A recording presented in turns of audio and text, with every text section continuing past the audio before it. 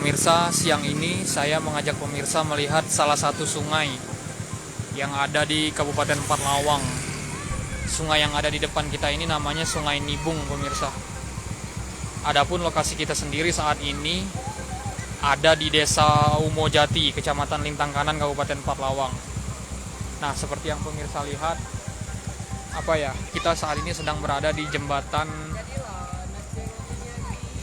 Dapatnya doh. Ya dia. Langsung be nih. Hai. Balik ada. Nah, adapun pemirsa, ayo.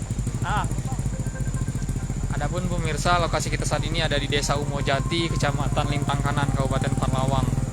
Nah, bisa pemirsa lihat kondisi jembatannya, pemirsa. Agak rusak sih jalan di sini.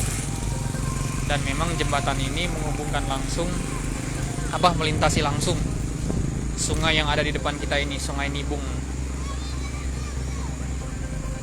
Nah, pemirsa, seperti bisa pemirsa lihat di depan sana itu ada anak-anak sedang mandi, pemirsa. Biasanya memang namanya juga anak-anak di desa, kalau siang-siang pulang sekolah langsung ke sungai, langsung main kemana-mana deh pokoknya. Begitulah salah satu gambaran suasana ataupun aktivitas anak-anak yang ada di Kabupaten Parlawang. Nah, kita bisa lihat di sana tuh pemirsa, ada sungai juga tuh. Sungai yang ngalir dari atas kebun kopi.